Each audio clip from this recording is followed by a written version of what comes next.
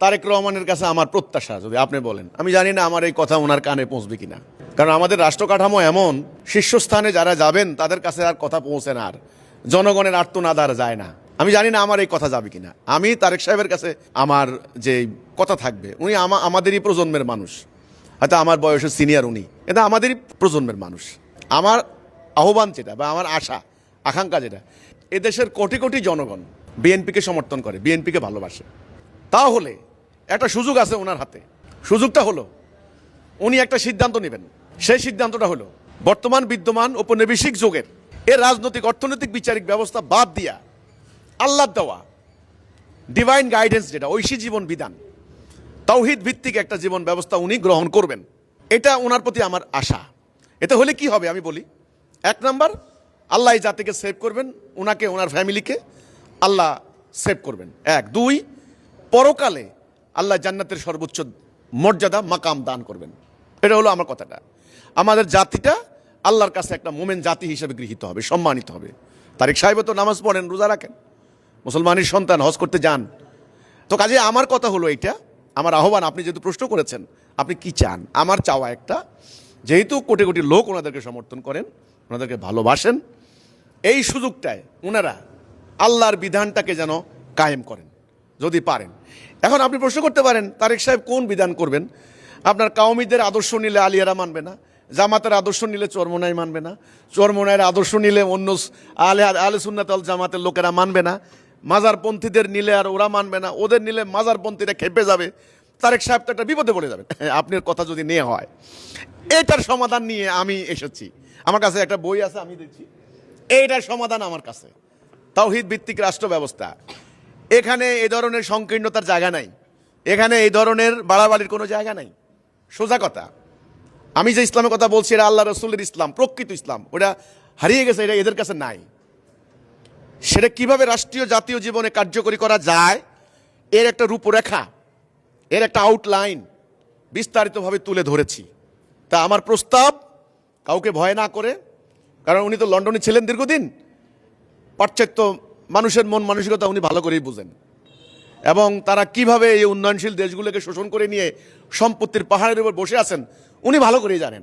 এবং উনি এটাও জানেন আশেপাশের বৈরী রাষ্ট্রগুলির চাপ, আধিপত্য বিস্তারের এই যে একটা অশুভ চক্রান্ত, সেটা উনি ভালো করেই জানেন।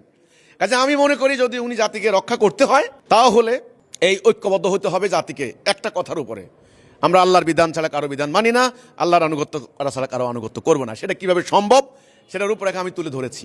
এটা হলো আমার আহ্বান, এছাড়া আমার আর কোনো আহ্বান নাই। উনি দেশের সন্তান, দেশে আসবেন, ওনার প্রত্যাবর্তন, এটা তো স্বাভাবিক কথা। এটা তারেক রহমানের বাবার বাড়ি, নানার বাড়ি, নিজের বাড়ি তো বাংলাদেশ।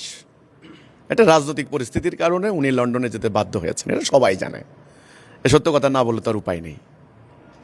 এটাই তো হলো ভাই যন্ত্রণার কথা, দুঃখের কথা।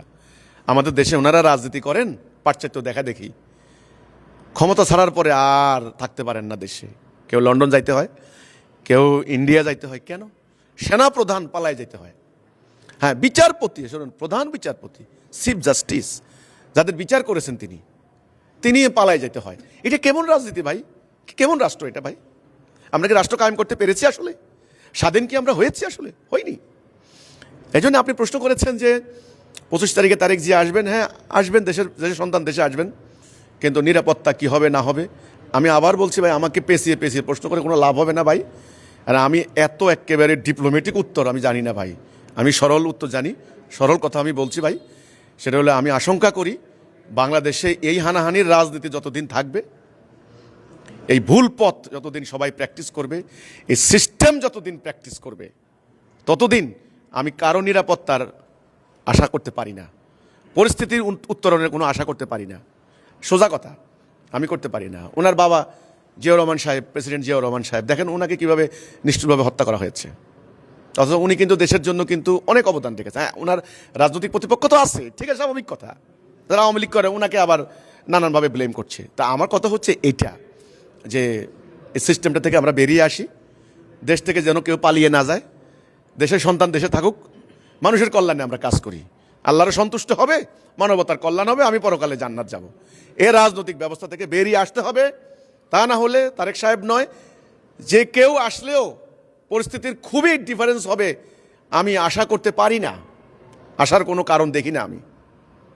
তবু আল্লাহর কাছে দোয়া করি, আল্লাহর কাছে প্রার্থনা করি যে আল্লাহ আমার প্রিয় জন্মভূমি বাংলাদেশকে আল্লাহ তুমি এই অরাজকতার দিকে ঠেলে দিও না, এই নরককুণ্ড বানিও না। আমাদের জীবন আজকে অসহনীয় যন্ত্রণার মধ্যে আমরা পড়েছি।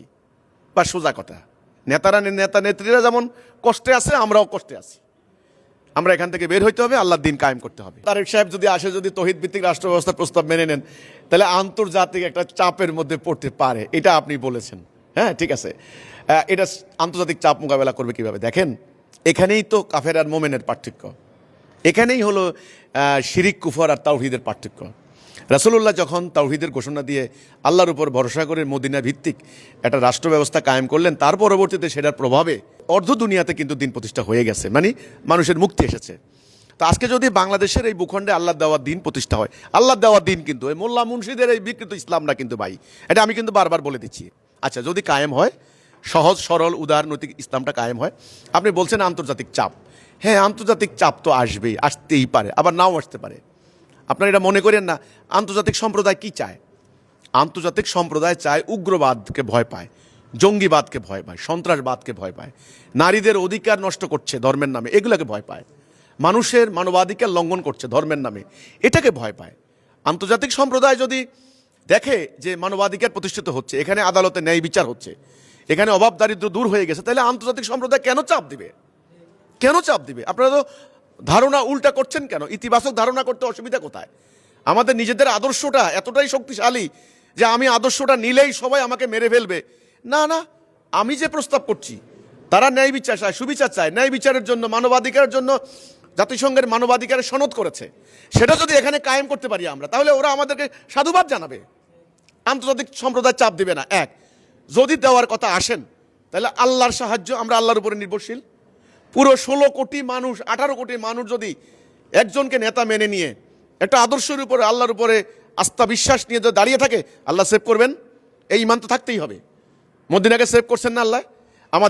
আমাদের সামরিক শক্তি যা আছে, আমাদের অর্থনৈতিক শক্তি, আমাদের টাকা পয়সা, আমাদের মেধা শ্রম, সব কিছু আমরা একত্রিত করে আমরা জাতির কল্যাণে কাজে লাগবো। তাইলে আন্তর্জাতিক সম্প্রদায় আর কিছু করতে পারবে না। ঐক্য না থাকলেই তো আন্তর্জাতিক সম্প্রদায় ঢুকে পড়ে।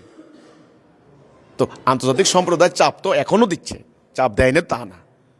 তো আমার কথা হলো এটা, আপনি যেটা মনে করছেন যে তারেক সাহেব যদি আমার প্রস্তাব মেনে নেন, আন্তর্জাতিক সম্প্রদায় চাপ দিবে, তখন কি হবে? না, আমি বলি নো, আমি যে ইসলামের প্রস্তাব করছি আর আন্তর্জাতিক সম্প্রদায় যেটা চাচ্ছেন, সেটা তাদের আশা আকাঙ্ক্ষার প্রতিফলন, অর্থাৎ ন্যায় বিচার, সুবিচার, সেটার গ্যারান্টি দিচ্ছি।